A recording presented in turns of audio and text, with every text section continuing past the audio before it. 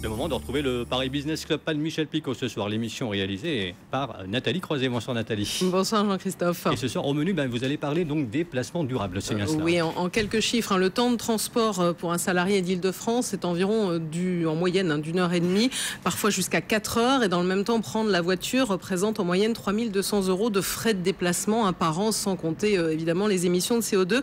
Autant dire qu'il est nécessaire d'engager une réflexion entre tous les acteurs du secteur. C'est l'objet de la journée du déplacement durable organisée aujourd'hui. On y revient dans un instant avec nos invités sur BFM Business.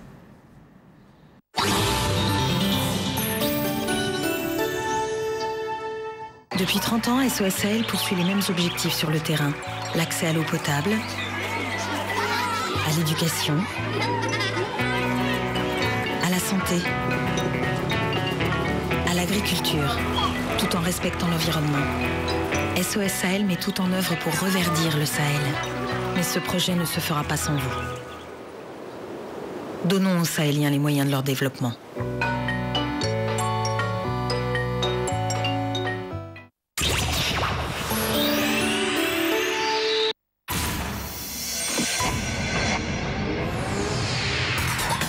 Paris Business Club, Nathalie Croiset.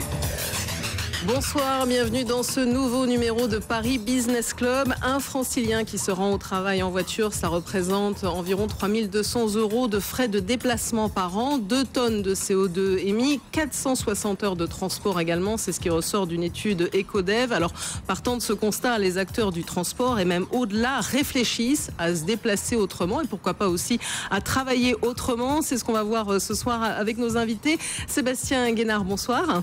Bonsoir. Vous êtes co-président d'Agora Fonction. Agora Fonction, un premier réseau français de cadres dirigeants, 16 clubs qui comprennent environ 1200 directeurs de fonction, c'est ça ? 1200 directeurs de fonction répartis sur 16 fonctions d'entreprise.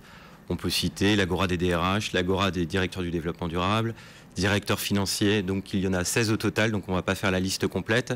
Mais 1200 acteurs qui aujourd'hui ont décidé de s'intéresser au déplacement durable et d'en organiser une journée. Voilà. Pourquoi cette journée du déplacement durable ? C'est la deuxième édition. Hein. Exactement, c'est la deuxième édition. Donc on est passé de la sensibilisation à l'information. Et là, on va directement passer au mode action. Ils ont voulu tous se rassembler pour communiquer les meilleures idées. Donc ça, c'est la suite de la journée. Là, on était sur un champ d'information. La sensibilisation est déjà plus que faite et ils voulaient réunir leurs meilleures idées pour faire en sorte que toutes les entreprises puissent en bénéficier. Et tout au long de l'année, on va faire remonter les meilleures pratiques dans les différentes fonctions, puisque chaque métier est en mesure d'agir sur le déplacement durable. Voilà, réfléchir ensemble. Gabriel Plassa, bonsoir. Vous êtes à l'ADEME, au service transport et mobilité. C'est vrai justement que maintenant on ne parle plus de transport, mais on parle de mobilité. Donc la notion a évolué au fil du temps. Tout à fait. On est passé donc d'un besoin de se déplacer à plutôt une recherche d'un système, une solution globale, la mobilité, qui va donc rassembler en fait à la fois des véhicules, des besoins d'énergie, des besoins d'infrastructures multiples, des parkings, des routes, et de l'information qui devient une solution quelque part de se déplacer ou de ne pas se déplacer. Alors l'aspect positif, c'est quand même les collectivités ont pris conscience de cette nécessité justement d'évoluer. Vous parlez des parkings, des transports qui soient aussi plus propres, plus adaptés. Enfin, il y a quand même déjà une réflexion qui est engagée en la matière. Tout à fait, il y a évidemment de nombreuses collectivités qui travaillent sur ce sujet.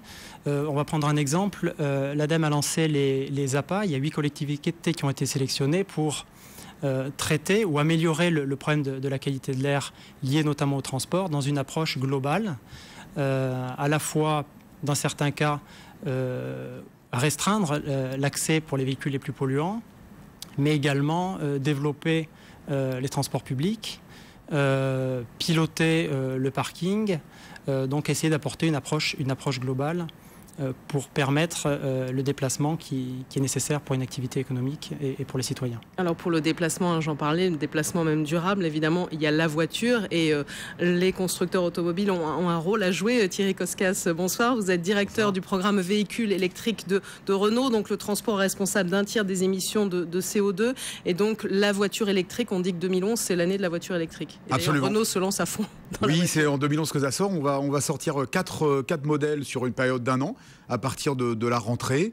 Notre objectif, c'est vraiment de mettre le véhicule électrique à la portée de tous. On a souvent tendance à dire qu'une voiture électrique, ça coûte plus cher. Notre idée, c'est de les proposer au même prix qu'un véhicule diesel.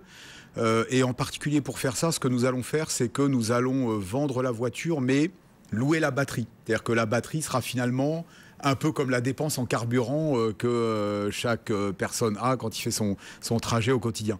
Et en faisant ça, dès lors qu'on fait 40 ou 50 km par jour, ce que beaucoup de Franciliens font pour aller au travail, par exemple quand vous allez chez Renault au Technocentre, il y a beaucoup de gens qui y vont en voiture et donc ils payeront le même prix, voire moins cher avec un véhicule électrique. Alors là, on est en train de poser un peu la problématique autour du déplacement durable. Et dans la problématique, il y a aussi le fait de ne pas se déplacer. Il y a le déplacement et le non-déplacement. Francesco Serra, bonsoir. Bonsoir, vous êtes directeur général Europe de l'Ouest de Polycom. Polycom, c'est le leader mondial des solutions de collaboration et de communication unifiée. Donc c'est tout ce qui est vidéoconférence, téléprésence. Et ça aussi, ça joue un rôle dans le déplacement, plutôt le non-déplacement. Alors ça joue un rôle et c'est en train de s'accélérer parce qu'il y a une vraie prise de conscience. Alors je ne vais pas parler de nos bons résultats, mais je vais surtout parler de tout ce qui s'est passé l'année dernière, c'est-à-dire la grippe, la grève, les volcans, tous ces incidents qu'on a vécus. Quand on a connu ces situations-là, on est content de pouvoir avoir des outils qui permettent de continuer de travailler, de communiquer, que ce soit personnellement ou professionnellement. Donc vraiment, les choses sont accélérées. Et là, aujourd'hui, également avec des partenaires comme ceux qui étaient présents ce matin à l'événement, Orange ou Microsoft, avec qui on a également des co-développements ou un partenariat très fort comme avec Orange, on propose des solutions. Et ce qu'on veut vraiment, c'est proposer des solutions qui permettent de communiquer n'importe où, dans n'importe quel type de configuration, donc avec des solutions très mobiles, aujourd'hui avec l'essor des tablettes, mais également sur des PC, jusqu'à salles immersives, alors qui sont peut-être vues comme des solutions pour plutôt des cadres dirigeants, mais qui aujourd'hui sont beaucoup plus accessibles pour les bourses de toutes les entreprises, et surtout pour les PME-PMI, ce qui leur permet également de se tourner vers l'export. Aujourd'hui, on offre ces solutions, et on permet justement aux utilisateurs de pouvoir faire une communication vidéo, comme on fait aujourd'hui une communication audio. Voilà, donc des nouveaux acteurs aussi. On a commencé un peu à planter le décor, on va dire, de cette journée du déplacement durable. On va voir dans quelques instants comment agir concrètement après une première pause sur BFM Business.